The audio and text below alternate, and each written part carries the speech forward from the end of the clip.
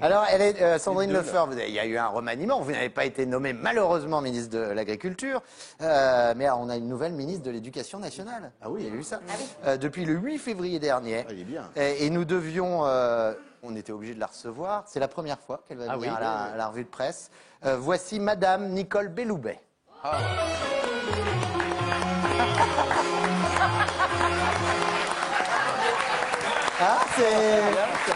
C'est saisissant.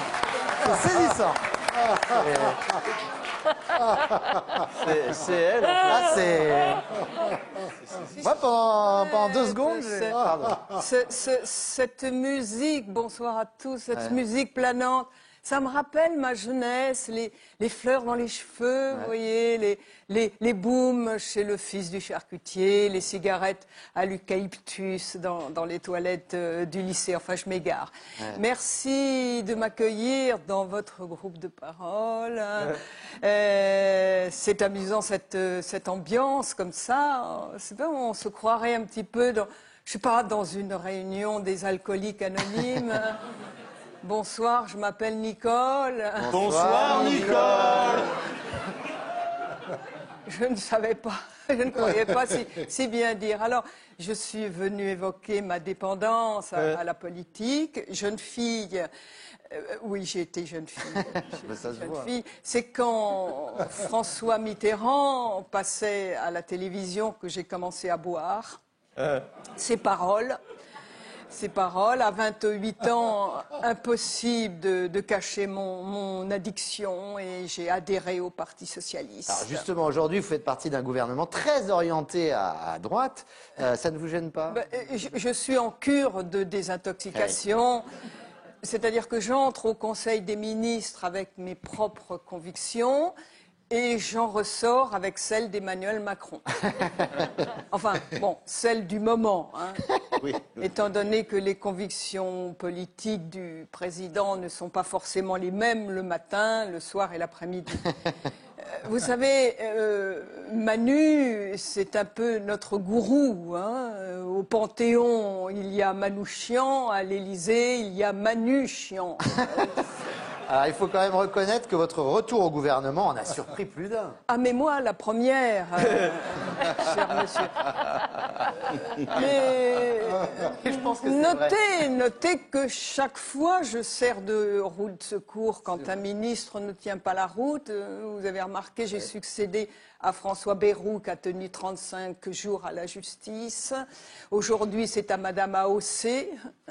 28 jours, je vais finir par faire imprimer des cartes de visite professionnelles SOS Belloubet dépannage ministériel en tout genre. Alors, on vous accuse de laxisme. Quelles sont vos prochaines mesures? Alors, je vais prendre des mesures extrêmes. Oula. L'autorité ne me fait pas peur. 1 heure de retenue pour un lycéen qui viendra à l'école avec une arme blanche. Dis donc. Pour commencer. Pour tout trafic de stupéfiants à l'intérieur du collège, une lettre de semonce sera envoyée aux parents.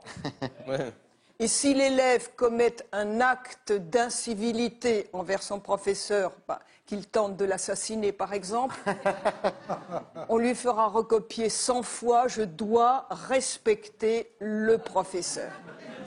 Et avec cette mesure, enfin ces mesures, je pense que les enseignants vont se sentir rassurés. Alors certainement, évidemment. Alors, vous êtes contre les fameux groupes de niveau. Absolument. Pourtant, c'était Gabriel Attal qui les avait proposés. En effet, je dis groupe tout simplement, monsieur. Vous voyez, groupe de niveau, c'est contraire à l'esprit républicain. Je suis contre le tri social. D'un côté, l'élève brillant, et de l'autre, celui qui a moins d'appétence pour le travail scolaire, en manifestant un léger déficit de motivation, induisant une phase de repos intellectuel. Je dis non, je ne nivelle ni par le haut ni par le bas, je nivellerai par le milieu. Il y aura des élèves moyennement excellents et des élèves moyennement cancrans. Par contre, je serai intransigeant sur l'acquisition de certains savoirs. Il faudrait, dans l'absolu, hein, je dis bien dans l'absolu, atteindre l'objectif suivant, que chaque élève de terminale sache lire et écrire avant d'intégrer l'université. Alors, je sais, ça va être difficile, mais on peut y arriver avec l'aide des équipes pédagogiques.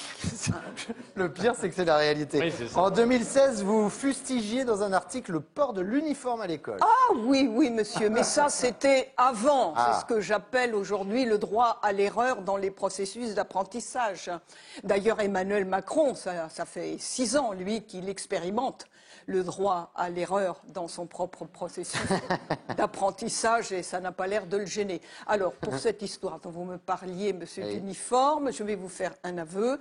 J'ai moi-même porté la blouse au collège, comme beaucoup d'élèves de ma génération. Et avec le recul, je m'aperçois que j'en ai gardé une agréable nostalgie. Et c'est cette nostalgie que j'aime. Elle vient de là, elle vient des blues. Elle